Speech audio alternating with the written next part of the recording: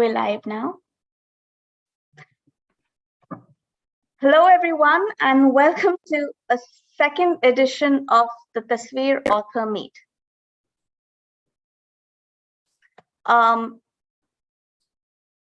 We're so excited to have you with us this evening. My name is Ishita Saran, and I am the program manager at Tasveer. Tonight, we have a very special guest join us. But before I dive into introductions, for those of you who are new here, a few words about Tasveer. We are a Seattle-based nonprofit arts organization whose mission is to inspire social change through thought-provoking South Asian films, literature, and storytelling. This year marks 20 years of Tasveer, serving and bringing about change in the community. We've also come up with a lot of new ventures and programs, for example, Tasveer TV, Tasveer Open Mic, and Tasveer Book Club, to name a few. Please be sure to check us out at tasveer.org to know more about our programs. Now, back to the event. Our guest tonight is an award-winning TV journalist, anchor, and columnist with more than 2 decades of reporting experience. Please welcome none other than Barkha Dutt. Although she needs no further introduction, I will say a few words about her. Barkha is India's only Emmy-nominated journalist who has won multiple national and international awards, including the Padma Shri, which is India's 4th highest civilian honor. She has reported from some of the toughest spots and conflict zones in India and across the world, including Pakistan, Iraq, Afghanistan, Libya, and Egypt. Her frontline reporting of the Kargil War first made her a household name. She is an outspoken feminist voice on the global stage and also the founder editor of Mojo, a multimedia events and content venture. She is also the founder of We the Women, a multi-city festival and current affairs website that focuses on the biggest gender debates of our time. She is a featured columnist with Washington Post, appears regularly as an analyst on CNN and BBC, and is also a contributing editor at The Week magazine. So welcome, Barkha. It's such an honor to have you here with us. Thank you so much, Ishita, and I look forward to the conversation. Thank you. And joining her in conversation is our very own Alka Kurian. Alka is an associate teaching professor at the University of Washington, Bothell, and a recipient of the 2020-2021 Fulbright U.S. Scholar Award to Morocco. She is the author of Narratives of Gender Dissent in South Asian Cinemas and a co-editor of New Feminisms in South Asia, Disrupting the Discourse Through Social Media, Film, and Literature. She is currently working on her 3rd book, Transnational Fourth Wave Feminisms, a Post-Colonial Backlash, which is forthcoming in 2023. She has published extensively on South Asian film and feminism and was the founder and co-editor of peer-reviewed journal studies in South Asian film and media.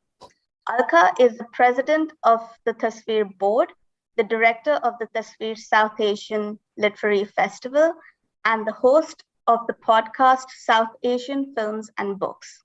Thank you both for joining us this evening. To the audience, please feel free to post your questions in the comments section. And now, without further ado, I will hand it over to Alka to take the evening forward. Please enjoy. Alka, why don't you take it away? Thank you so much, Ishita, and welcome Barkha. Thank you. Yeah, so it gives me such a pleasure to talk to you, Barkha. It doesn't need repeating, but for the record, from Kargil 99 to COVID 2022, you've been an award-winning broadcast journalist and anchor with more than 2 decades of reporting. You won all these fantastic national and international awards, including the Padma Shri. Ishita, I said everything I don't need to repeat, but I am so excited to welcome you. You're joining us from Delhi, and welcome to the show. Thank you, Alka. Yes. So let me start by saying that talking with you has a special resonance for me. My parents came as refugees from undivided India, from Lahore and Peshawar. I actually grew up in Lajpat Nagar, which is merely 4 kilometers away from where you grew up in Jangpura. My primary school bus actually used to go past the Nala in Jangpura, and you're my brother's age. Oh I my have very God, vivid memories. it is a small world, and we're all connected in ways that we discover, sometimes many years after the fact. But I mean, these 2 years have been all about the intimacy of strangers and discovering how much we all have in common rather than how much we all have apart. So, my God, I'm feeling all nostalgic about Lajpat Nagar and Jangpura. So great to hear that. Yes. Yes, absolutely. So it really has a personal resonance for me. Studied your work. I have incorporated your work in my research. And it's been just such, it's been so wonderful knowing your work and so wonderful now to talk to you in person. So, so we'll be talking about your book. I have this book over here, which I've been reading for the past more than 2 weeks, making all those notes. And your book offers the human story of COVID. You talk about victims and survivors and heroes and the bereaved, the bereft, and the brave. You talk about yours as well as theirs, and some people's not journey to hell and back. You almost didn't write the book and faced that you were with insurmountable emotional challenges many times, but at the same time writing the book was a catharsis. So talk about that. Well, the 2 years of 2020 and 2021, and even some parts of 2022, my life was absolutely consumed by the reporting of the COVID story. Just maybe 3-4 months before COVID arrived in India in a way that we could recognize it and call it out, I had finally decided to turn my back on television and turn media entrepreneur by starting my digital platform, Mojo Story. Mojo means magic, talisman, as you all know, recovering your energy or your magic. And we were a startup, a team of 3 or 4 people, initially working from the basement of my house.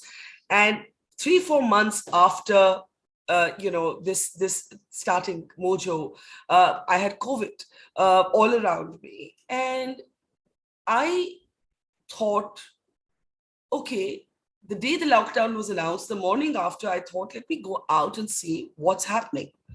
So I live in Delhi. I went to the border of the capital and I saw this flood of people, men, women, and little children walking, leaving the city, and no one stopping them, and no one even present at the borders of India's capital. And I kind of realized in that instant that this is not something I could ever report sitting in the studio, sitting inside my home. I would have to be out there among the people to be able to report this accurately. And so began in the month of March of 2020, my 2-year-long immersion, as it were, in the COVID story that took me in the first wave when public transport was shut in India, completely shut, by road across 14 states from the north to the south, covering 30,000 kilometers and 120 days on the road.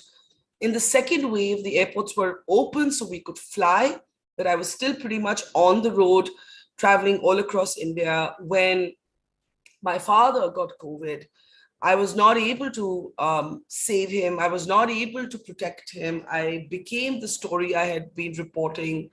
And then I got COVID. And then the only way I knew how to make sense of my loss was maybe to not confront it. So the moment I was okay, I started reporting again. And that led me to this book. And when I started writing the book, I suddenly found that this 2 years of grief and emotion and anger and cynicism and despair and even the good stuff, even the hope and the community and the compassion and the courage, there was just, I was like this elephant carrying these trunk loads of emotion, and I hadn't dealt with any of them. And I would sit down and write, and I would literally cry every evening. And I called my editor, Chiki Sarkar, and I said, I can't do the book. It was a mistake. I can't do it. And she reminded me that I had thought of the book in the first wave when we didn't know there would be a second wave. And I had told her, Even if a single person doesn't read the book, I have to write it because it is a record of history. And it will be read later, if not now. So it has to be written. She reminded me that I had said that to her when I had warned her that it was not going to be a popular airport seller kind of book. And she urged me to write it. I was 1 month later than the deadline we had agreed on. And the catharsis that I felt is not complete, it's an incomplete catharsis. But every time I talk about the book with people, I always start by saying that I know nobody wants to remember, or many people want to block out memories that they think are painful, and so they're scared of picking up this book. But I see in this book an attempt for collective catharsis and an attempt for collective memory to be recorded. And therefore, I see this book as less about COVID and more about us as people, us as community, when our best sides come out, when our worst sides come out, our simultaneous propensity for stigma and strength, for cowardice and courage, for our embrace of both hope and heartbreak, the ways we all look for to move on and keep living. So I see it very much as a book about India, people, human relationships, the human instinct, the human urge to stay and flee, and all of these things. COVID was a context, but it was a context that helped us discover ourselves, the state of our media, the state of our polity, how we relate to each other, and so on. So yeah, sorry, that's a very long answer to your question, but I thought I would just set up the context of how this came about. No, I mean, it's a brilliant answer. And in fact, I was going to ask you this question. Why did you feel the need to actually do the journey yourself? Why did you feel the need to capture the story yourself? Because being Barkha Dutt, you could have just asked people to send you images and stories and everything. And I just, I can feel what you mean, that you really needed to capture the lived experience. Let me answer that. Initially, like when there were just dribs and drabs of the COVID news coming in, that is how we were covering it. And I would say here that I was kind of astounded because I've been a child of television. I've worked at a television channel large parts of my media life. And I was pretty stunned to see the big channels not putting the kind of boots on the ground in the first wave that I would have thought.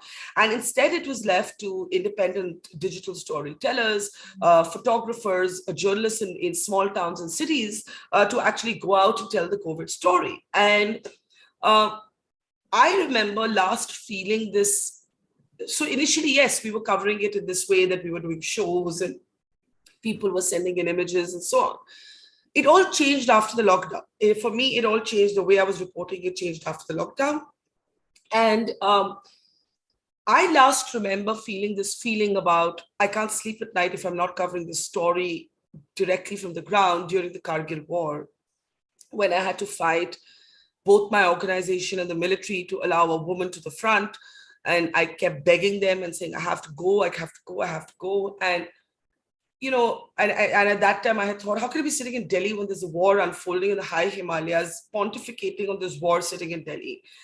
And 2 decades later, it's something similar that I felt about COVID, that once I had seen the image of those people leaving, I knew that it was disingenuous and a kind of failure to tell this from inside the studio. And I knew that I knew that I wanted to be, I didn't know what was coming, but I knew that I wanted to witness it and to be able to record it if I could. And then I didn't realize how deeply sucked in I would get into it. And of course, I didn't know how long it would last.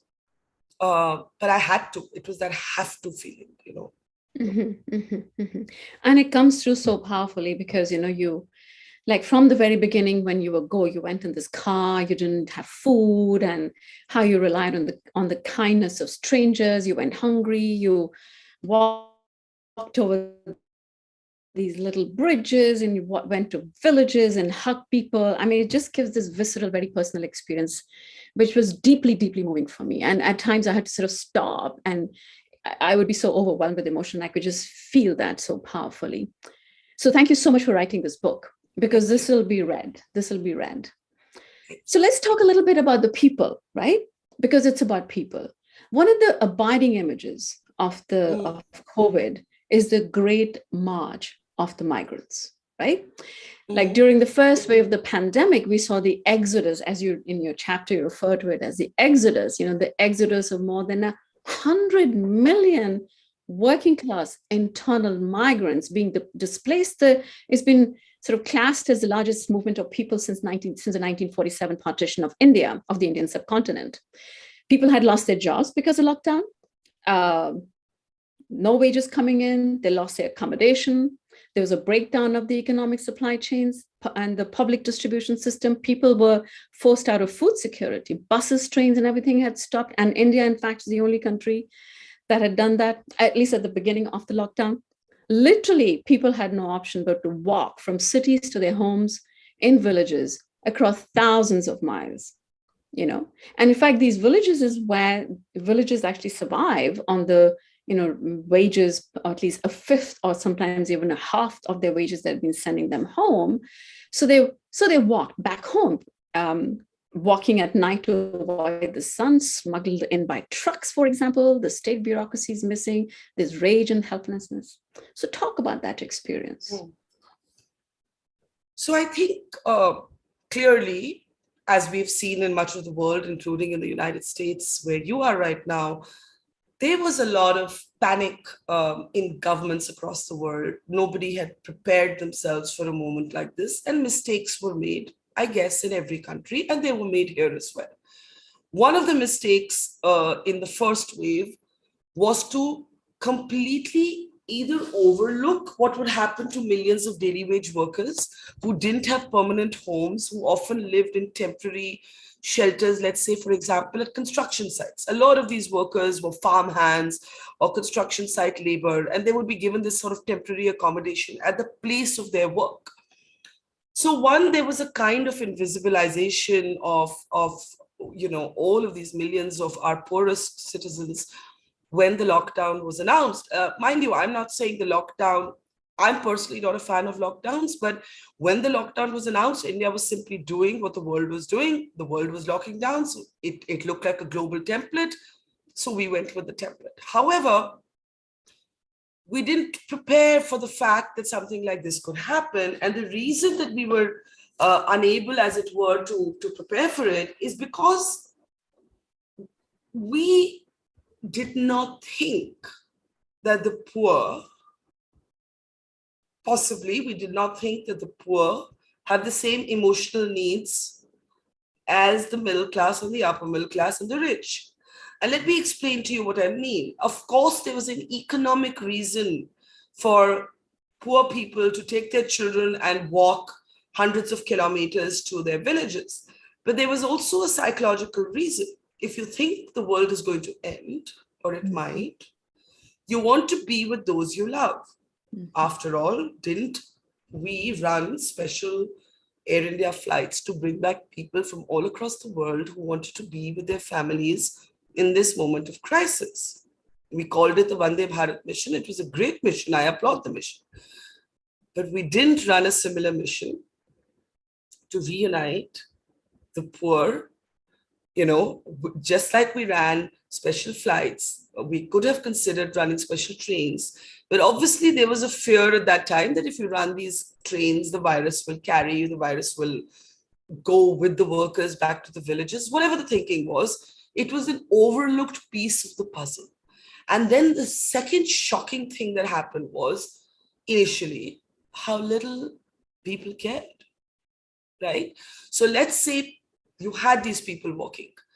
And I know many things are clearer with the benefit of hindsight, but you have to remember that because the lockdown was so absolute, even the dhaba, the street side restaurants were closed.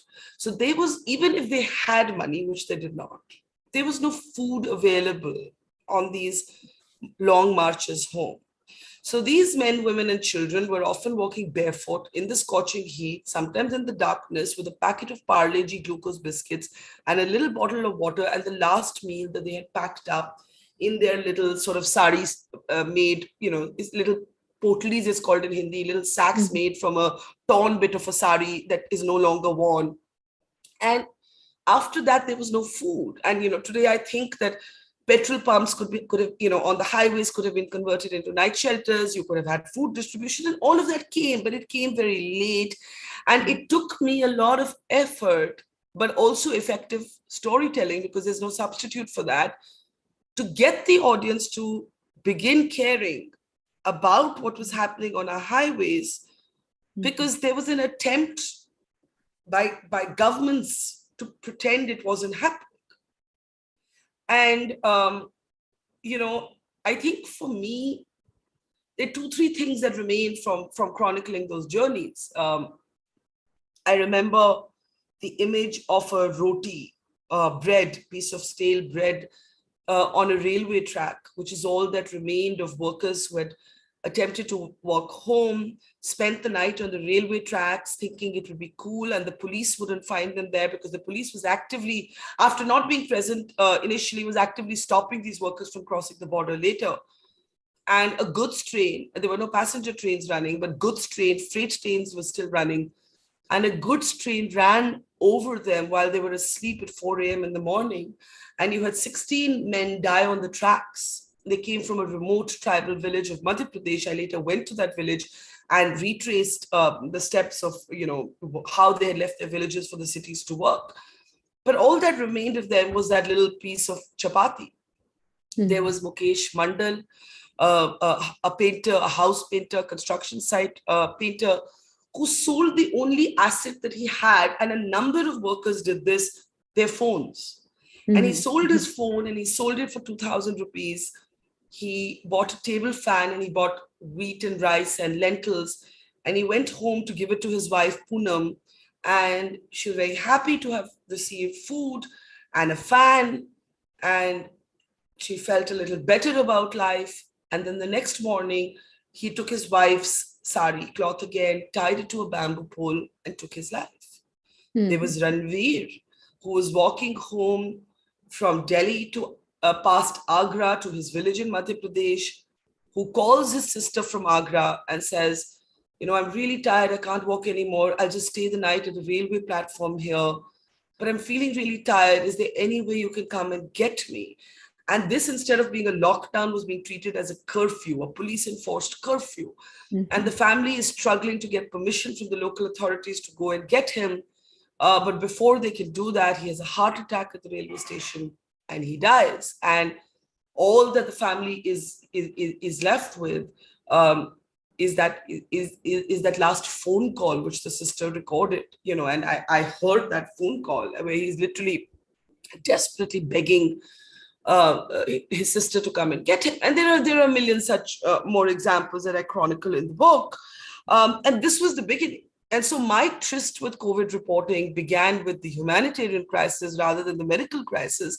And then, of course, from there, we moved into the phase where there were no hospital beds, where doctors were getting attacked, where doctors were not being buried or cremated because of the stigma, taking us into the second wave where there was no oxygen, where people were dying on the roads, where bodies were being abandoned, thrown into the Ganga, not being counted. And every wave we learned from the mistakes of the previous one and then made some new mistakes, Yeah, that's right. And in fact, would you say that, and of course, this has been, these are some of the conclusions that we draw, that, the pandemic revealed the magnitude of the migrant workers, and it points to the rural distress. And you say very often in your book that, it was a humanitarian crisis that overshadowed initially, before you went to the hospitals and all, it overshadowed the medical threat.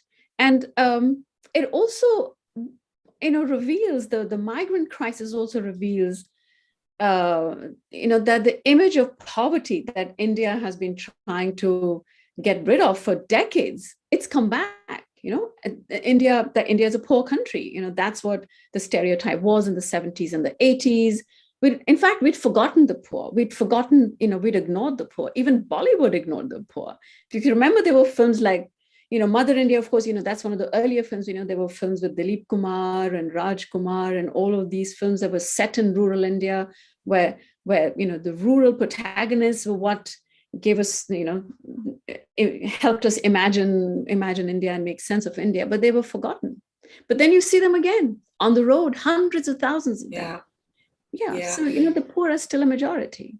It's a very interesting point. And what I would say to that, Alka, though, is that everything about this country and its opposite is true at all times, right? And as someone who I grew up in New York. I went to public school in Queens and then came back later to Columbia grad school for my journalism.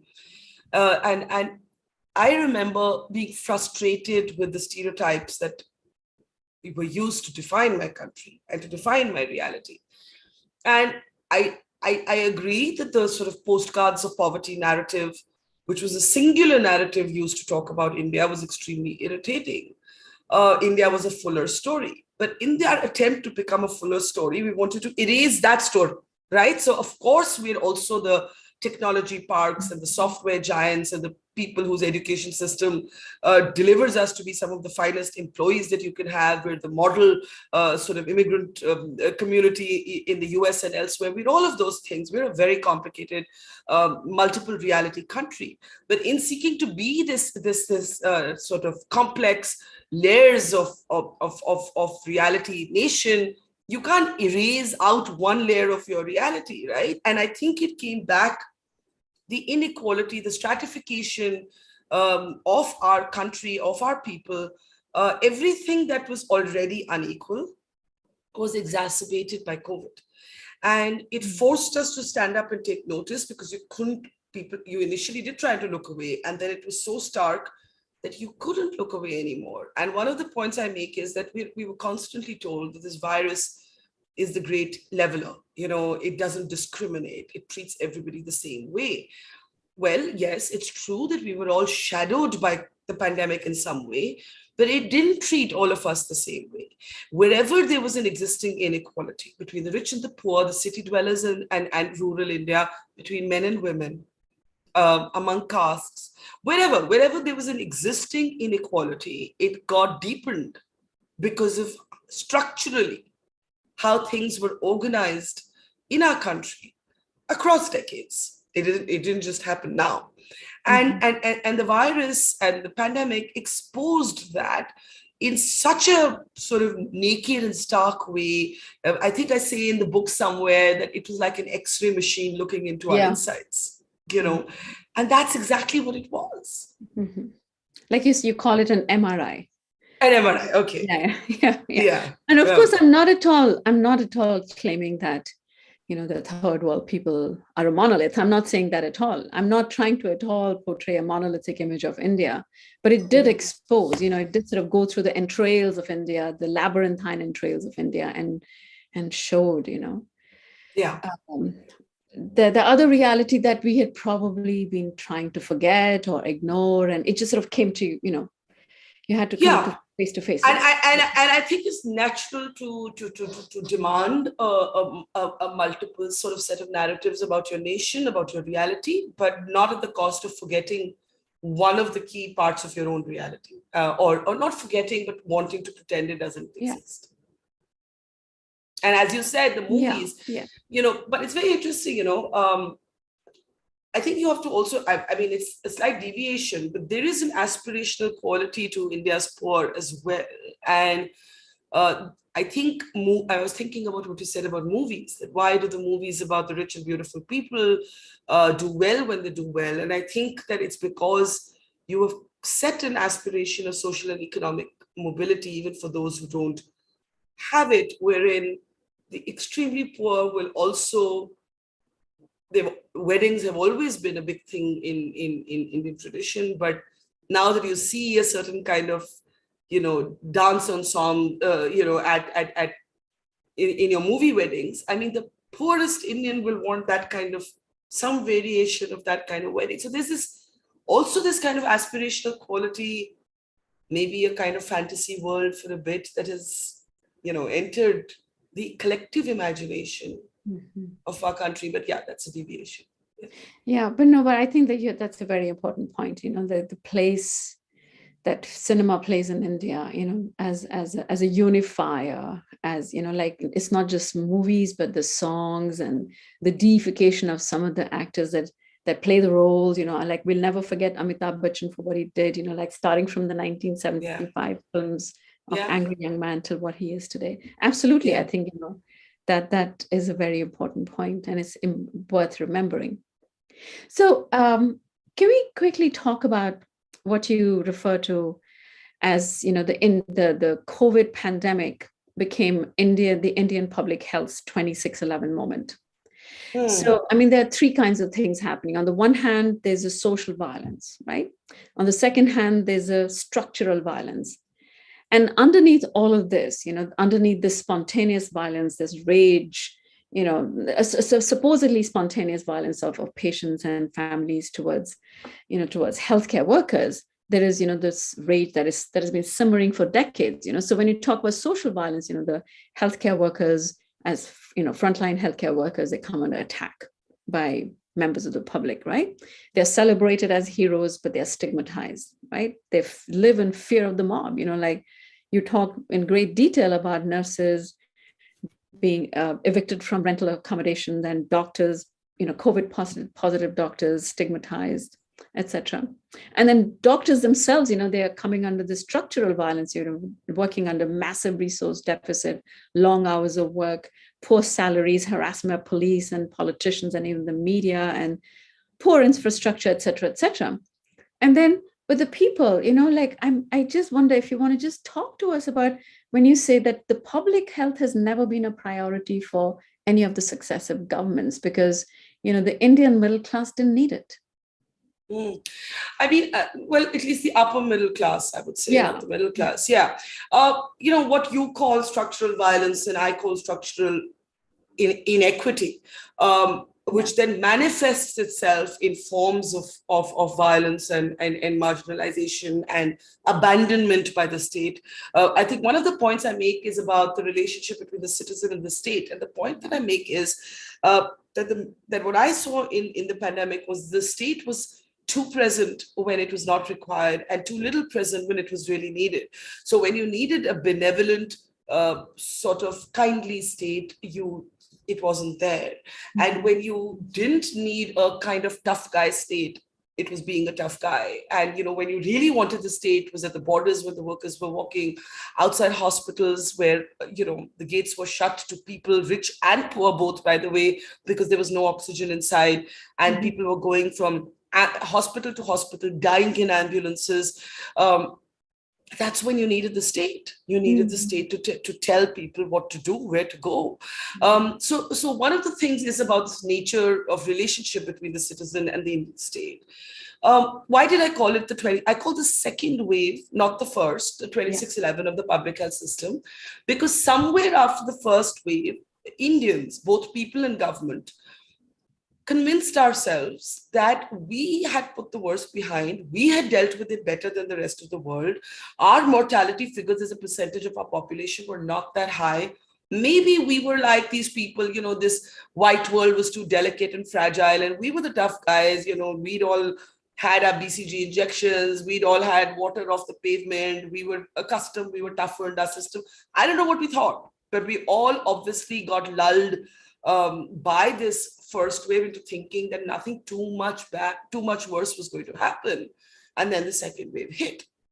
When the second wave hit, it swept up the upper middle class Indian, as the wave came cascading through the health system. And I compared it to 26/11 because the Mumbai siege, the 3-day long Mumbai siege, when Pakistan sent in terrorists to take control of the city of Mumbai, that was the one time when terrorism came too close to the bone for a certain socioeconomic class of India. And before that, largely, as bombs ripped through bazaars and so on, it was the poor or lower income households or insurgency-torn states that had been impacted. It had never impacted the everyday life of the middle class or the upper middle class, or certainly not of the wealthy Indian. And then you had 26/11, and you had PLUs, people like us, in these hotels, all of these top hotels, and suddenly terrorism had come home. And the second wave was similar. It was that yes, it still played out differently if you were poor or rich, but no one was spared. And the wealthy too had to go to the same gurdwara where an oxygen langar was being held, which basically means that there were giant oxygen cylinders where there was once halwa or kara prasad served. People would drive in. If you were wealthy, you would come in your car. If you were poor, you would come in a rickshaw. You would be allowed to breathe on that cylinder, buy the watch for about 25 minutes, get a few gasps of breath back, and then live another day if you were lucky. That is what I saw happening with my own eyes. And this was happening with both, you could be reasonably well off and still not have any access to oxygen. And you could be very poor and still not have any access to an oxygenated bed. And hence the 2611 of the health system, where people rallied to help each other. Communities emerged, social media, otherwise such a toxic place, or can be a toxic place, became a place of kindness, not fully, not wholly, but often. And strangers helped each other because, as I said, that moment was then made better by the intimacy of strangers. And and health, I don't know, because we're in such a hurry to block out what happened, that I don't know that we're asking of our state, of our government, state and central, to say spend more on health. I don't know how much has structurally changed, so that God forbid if any of this were to happen again, would we have enough oxygen? Would we have enough doctors? Would we have enough beds? We've learned a lot. My sense is we would handle it better, but we're nowhere close to be doing what we need to be doing. Yeah, and you describe very beautifully, the burden of caregiving that fell on the shoulders of families, right? Where saving lives depended on the civic preparedness of patients, patients performing medical care themselves or providing life-saving medical supplies like oxygen cylinders. Literally this son drives his mother to the Gurdwara and said, please save my mother, save my mother. I remember that image was very vivid. But and then children having to grow up, they either been orphaned or losing one parent and then consoling the other parent, doing this, performing the role at a time, at an age, when they should not be, providing the kind of emotional and psychological support. But I mean, all of the stories are equally harrowing.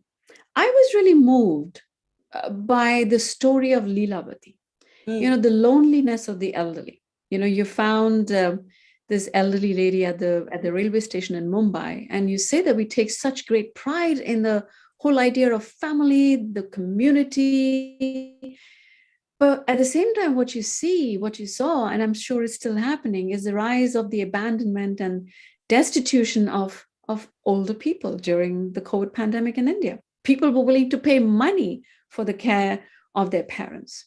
So talk a little bit about your experience with Leelavati.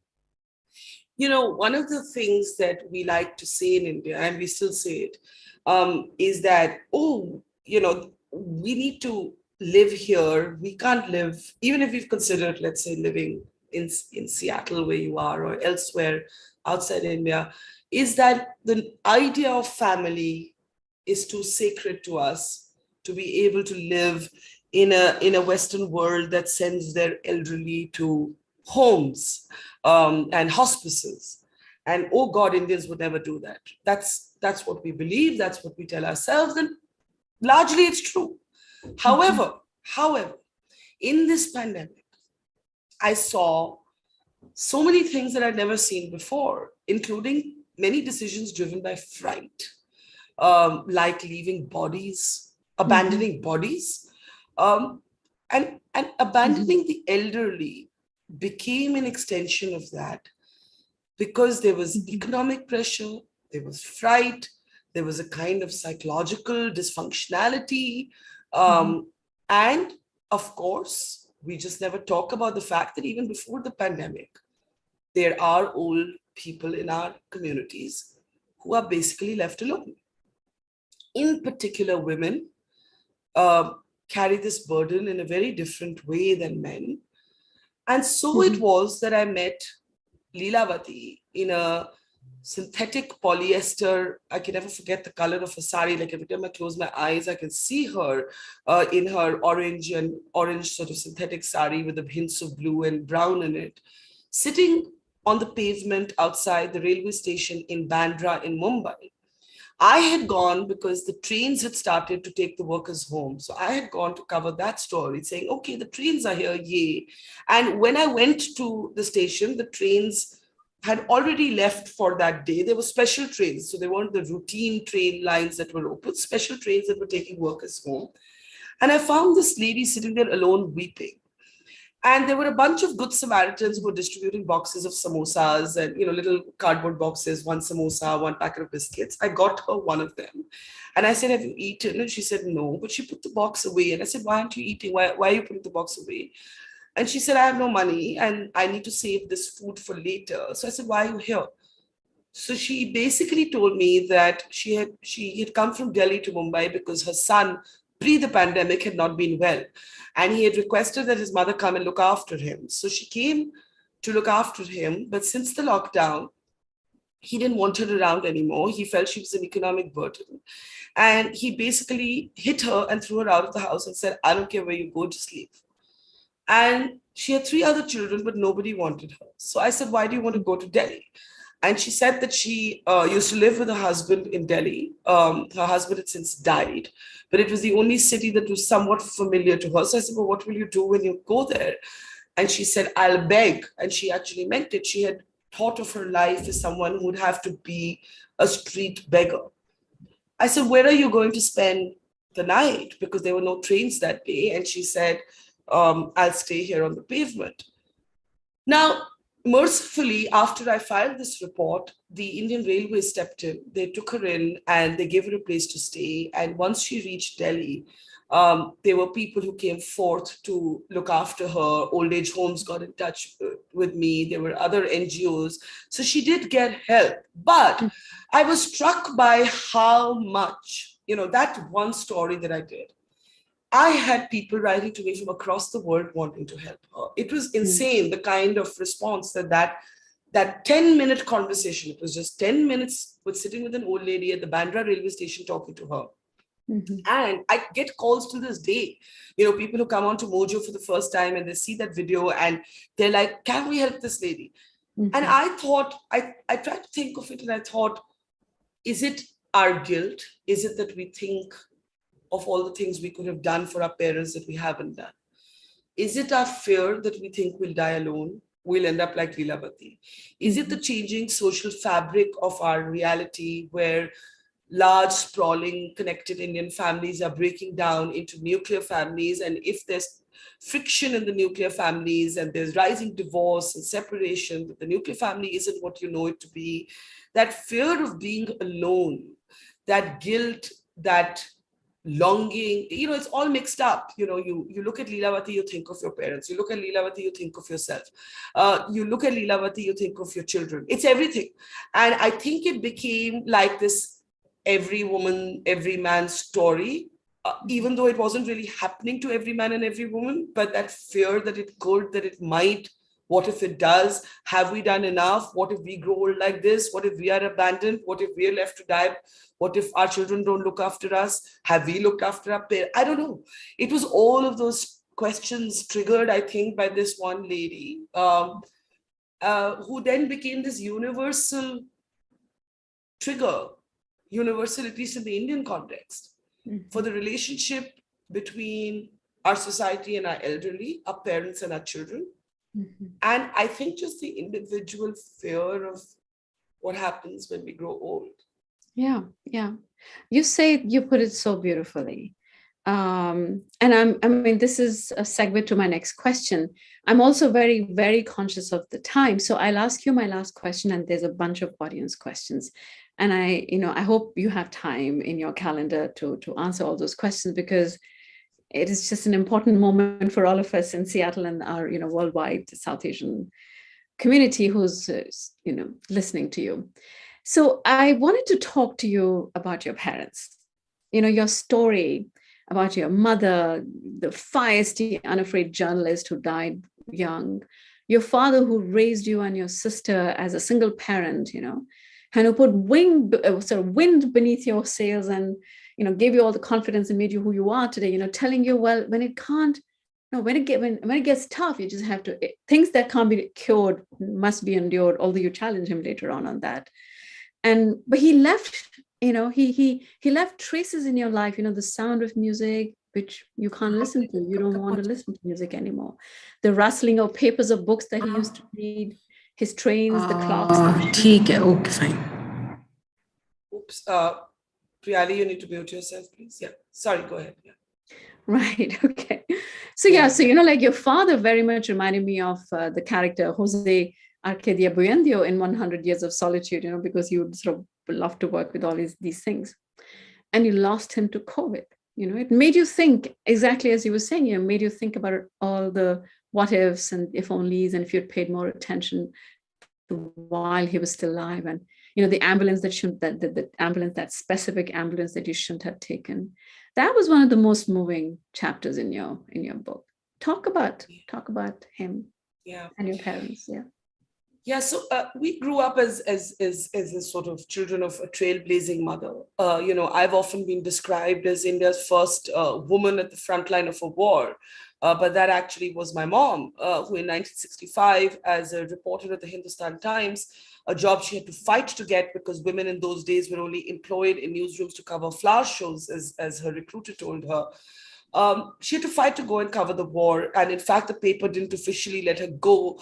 And she said, if you're not going to let me cover the biggest story that there is, then I'm going to take a vacation and I'll be back when the war is over. But she went to the front line. She had a cousin in the army with her notepad and pen. There was no television or digital storytelling those days. And she started filing dispatches. And of course, then they were too good to not be published.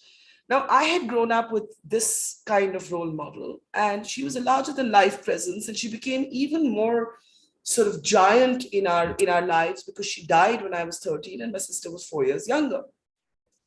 Our father, I'm afraid to say, we took for granted. He was the kindly, liberal, scientific tempered man who raised us as a single parent, a man of science at all points, very different from my mother, who was a tempestuous, passionate, rebellious person. My father was a kindly, smiley, twinkly-eyed, stable, but stubborn man who loved nothing better than to, create trains and planes from little mechano pieces, loved math and science and thought of everything extremely rationally, and gave us extraordinary freedom that I think we didn't value till he was gone. Basically sat with his, I think, his, on his heart, with his heart in his mouth, and sat on his hands every time I went on a dangerous assignment, because I was, because that's just the kind of freedom he sometimes reluctantly just from fear, and sometimes willingly had given me and my sister. I am haunted, as I write in the book, by the decisions I took in the run-up to his eventual death. I was traveling when he got COVID. When I say traveling, I was traveling to report the COVID story. It took me 3 days to get back. Today, I think, should have run back immediately, but he was being treated at home. I had hugged COVID patients when they have collapsed in my arms, sometimes in sadness. I had been inside the ICUs of hospitals. I had been in crowded tenements. I had been in every nook and corner of the country, but I couldn't, I couldn't spend time with my own father while he was in hospital. And that was a matter of deep irony to me. There were many regrets that now haunt me, a message that I didn't reply to, something. He'd written an article. He used to work with Air India. He'd written an article on the great jumbo jet that he'd wanted published that I didn't manage to get published till after he died. There were so many little things. But then the surrealness of that moment when I sat in the ambulance and took him to hospital, the ambulance that wasn't an ambulance, that was a van with no paramedics, one driver who didn't know the way to the hospital, a hard seat at the back, no stretcher, no adjustable height, one cylinder that lay on its floor with a basic sort of mask where, as it turned out, when we reached the hospital emergency, where, of course, I must confess that I'd been able to get him a bed in a general ward by using my privilege. The doctors on the emergency duty said that the cylinder had not worked as it was needed to, and his oxygen levels had plummeted, and he would now need an ICU bed, and there was no ICU bed. And there I sat with him in the foyer of the emergency ward, waiting desperately, begging for an ICU bed somehow to be created. It was created eventually because there was no vacant ICU bed. And that is the only time that I actually hugged him. And I realized that I had become the exact image that I had reported endlessly in report after report after report after report for a year and a half. I was the daughter outside a hospital begging the doctors for a bed. And I was the daughter whose father was, well, eventually died because the cylinder didn't work. And 5 days later, when he died and we had to take him to the cremation ground closest to the hospital, because to bring him home would have technically meant crossing borders for those who know from Gurgaon into Delhi, and so would have needed police permission. So those who were dying in this particular hospital had to go to the cremation ground nearest.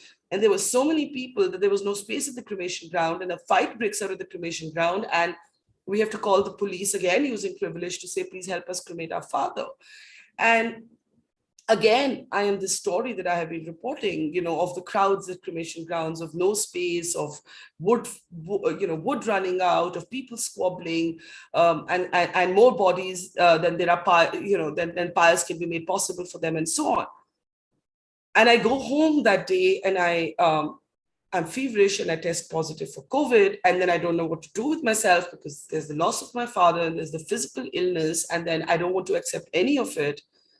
And I carry on working. I can't go out. So now I'm doing my shows from my basement office. And then the moment I test negative, I'm out traveling again after taking my father's ashes and planting them into a rose bush that's at the back of in my backyard.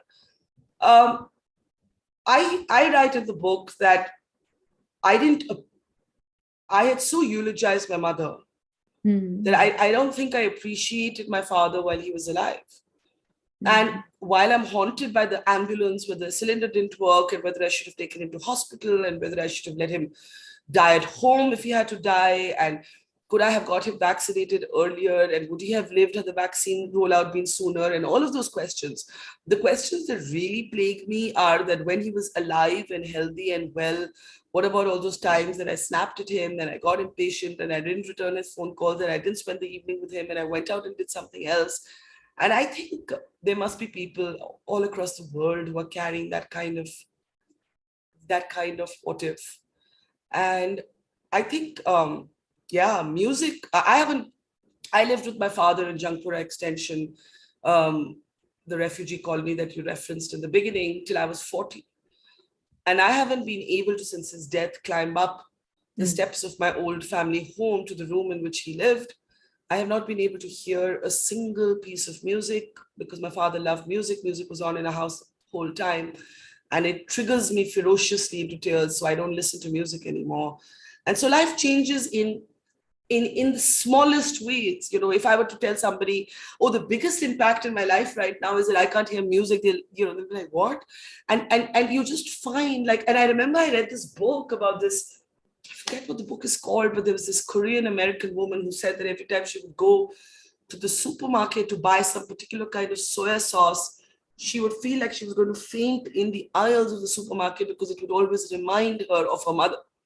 And so something similar keeps happening to me every time I hear song or music, so it's what mentally, I suppose, triggers. Yeah. I mean, this is music, the way in which we relate to music, the way it sort of emotionally speaks to us. I listen to music and I'm reminded of certain moments in my life that were really hurtful and painful.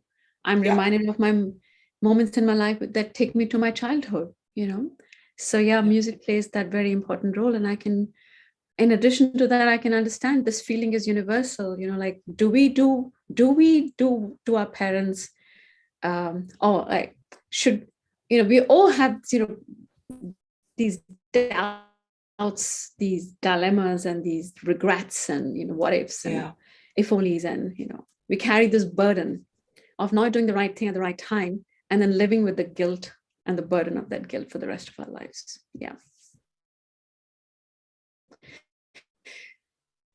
I can keep talking to you. I have other questions too, but we have audience questions. If you don't mind, I'm going to just read them out to you. So one of the questions is from Alpna Sood, who wants to know, in this day and age of 24-hour coverage and highest number of channels in India, why do you think that the big TV channels did not cover COVID? Yeah, it's a mystery. Do you want me to read out?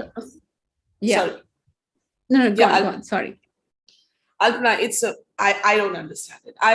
Like I said, I unlike so many people who moved from newspapers to television, I'm a first generation broadcast journalist.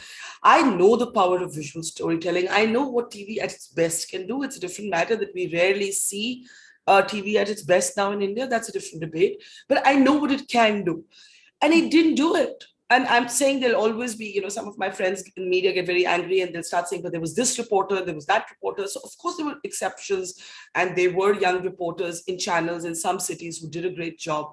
But largely, the first wave especially, TV covered it from the there were people I know who didn't even go from home to office. They either did their shows from homes or they were inside studios when eventually this started happening. And I don't know. I don't know if it is that organizations just refused to take responsibility for their employees, if people were too scared.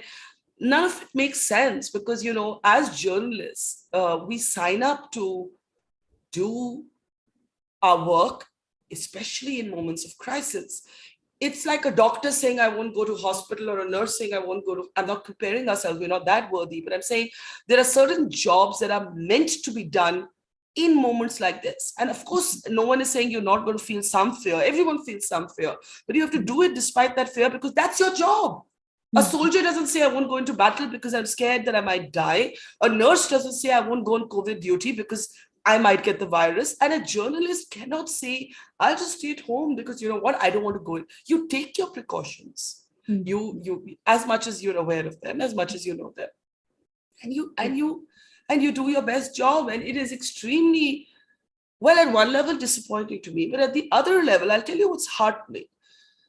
Small independent platforms like mine were able to grow gigantically in impact during these 2 years, just for doing our job. And for all the things that we've been told about an audience with a short attention span, your audience doesn't care about this, your audience doesn't care about that, which is what TV usually does when it assembles only talking heads driven content now increasingly. Well, I don't know about the audience. I don't know what the audience is, but there's enough of an audience that is hungry for ground reportage, for something that breaks from the usual things, that will consume its share of conversations and talking heads, but also wants issues that aren't amplified in big media, in mainstream media. And I think we were able to use technology to fill that gap. And it's good in that way. The outcome is good. Today, I can compete with a channel because if I say I'm sending you a link to my guest, please join on the link. The pandemic has normalized the fact that we're equal. I'm not lesser than the channel because I didn't send some big, gigantic, monstrous satellite van, with a camera crew to your house. This has become the new normal. And this allows for opportunities to create a level playing field in the news media world. Yeah.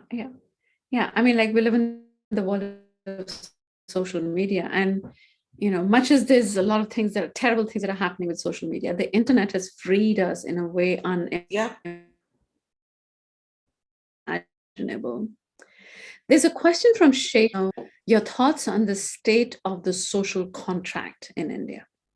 I think you do mention, you do refer to it, like how there was a crack. My answer is the same, right? Like it is that I think I say at some point that, I think I talk about my own being, I'm an orphan today. I am an orphan. My parents are dead. One died in COVID, one had died earlier. And then I talk about meeting this girl in Bangalore I mean, incredible tragedy, right? So she was, I think, 21. And her biological parents had died in an accident when she was a child. She'd been adopted by relatives who became her adoptive parents. Her father died from a heart attack a few years ago. The only parent surviving that she had was her mother. And then she lost her mother to COVID. And she said to me, how brave am I expected to be? Like, people keep saying, be strong. And I'm so sick of hearing be strong, because how strong is one person expected to be? And I think I write in the book that, there were all of these orphans. She was an orphan. I was an orphan. They were little orphans, children who watched their only parent die literally on the road. But then I speak about the sense of being orphans of the state. Where was the benevolent state? Where was the parent figure in the state? And how desperate people were to look to the state to be parental and to be benevolent and to be kind and to be gentle.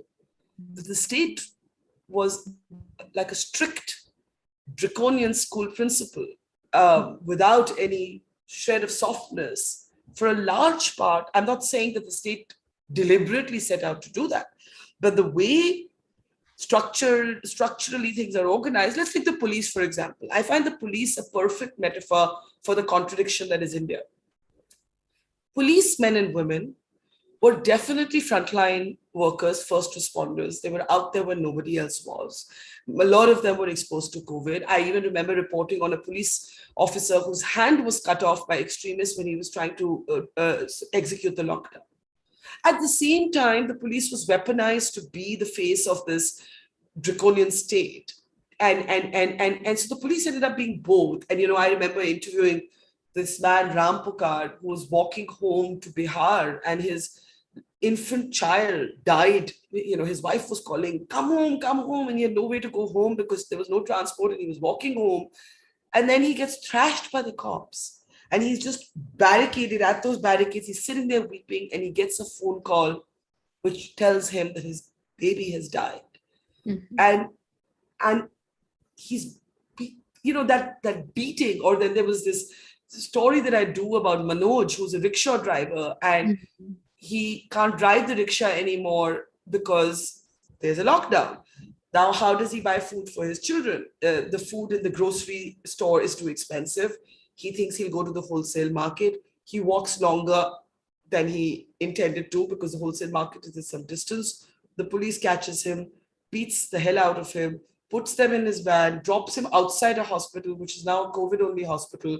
He can't get emergency treatment. He thinks he's broken his leg. That's where I find him weeping, leaning ironically against a Delhi police barricade sign.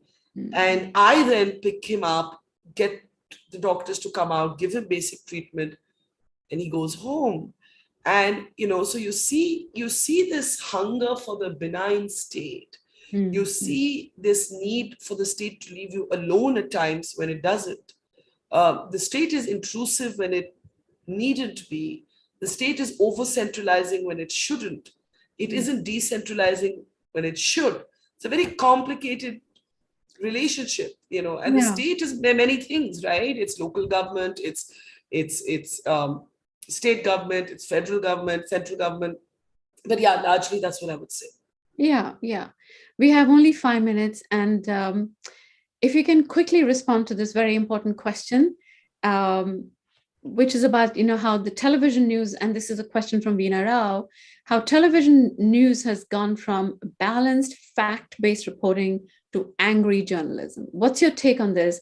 And what's the future of broadcast journalism in India? Yeah, you have only 5 minutes in which to respond. Sorry. Okay, great question. And my answer is, we grew up on Noam Chomsky talking about manufactured consent, how the media drive manufactured consent. I say that he would, writing about Indian TV news, would have to talk about manufactured dissent, because this artificial sort of building television on artificial confrontation, take the most extreme voice from A ideological camp, pitted against the most extreme voice of B ideological camp, make them scream at each other, create a circus theater, as it were, or entertainment out of journalism, to act as if nuanced complexity is boring, that there are no shades of complexity in any conversation, that you're either this or that, and the more polarized you are, the more entertaining your content is. This is a kind of shameful journalism that I cannot identify with. And I need to add a line about the hate mongering that we saw on certain channels during COVID, with hashtags like Corona Jihad, with graphics of how many people had died in COVID, represented in a skull cap. Some of our channels were not just shouty and banal, they were actively contributing to hate mongering. I think the future of broadcast news lies with the audience. I'm not trying to deflect the responsibility of the journalists, but I think there's a real attempt by many journalists, not just me, who once worked in television, to go independent because they felt so suffocated in their erstwhile environment. And if the audience is able to, I always say this, step up for the price of 2 Starbucks coffees a month and support one journalist or one platform they like, I think you could have an altered media landscape. That's brilliant. That's brilliant. What's your final message to our audience? What can we do to support you, Barkha? Well, please watch what I do at the Mojo Story. We do not put anything behind a paywall. We have a kind of guardian-like model. If you believe in us, support us, subscribe to us, please do read the book. I say that not to sell more copies of the book, but because I really wrote it because I wanted to have a sense of community, a sense of collective conversation, a sense of collective memory. And I'm pretty confident that even though you may feel like, oh my God, it's going to make me feel sad, and parts of it will, you will see shades of a life that you have experienced in it. So yes, watch the Mojo Story, read the book, and aside of me, please support the journalism you believe in, whether it's me or somebody else, because people are trying. It's not that people aren't trying. So support the people who are trying, because some of us are trying. Yeah. And the one image that that your book was left in my mind, it seemed like some kind of a Noah's Ark. You're carrying all these people, taking them from one state of absolute wretchedness and taking them to potentially some space of safety and hope. So thank you so much for doing what you do. Thank you so much for being our role model. My God, we've sort of grown up watching your news. And I feel personally connected with you because of all these personal reasons of our geographical proximity and now our scholarly proximity, because I've worked a lot on your work. In fact, one of the writings I refer to your work.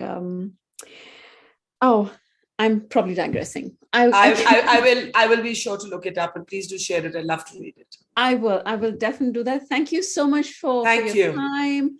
Thank you so much for your generosity. Thank you so much for talking to us, and wishing you all the very best. Thank you. And I know it's late there, everybody. So good night, and thank you for tuning in. Thank you. Okay. Take care. Bye-bye. Bye. Bye. Barkha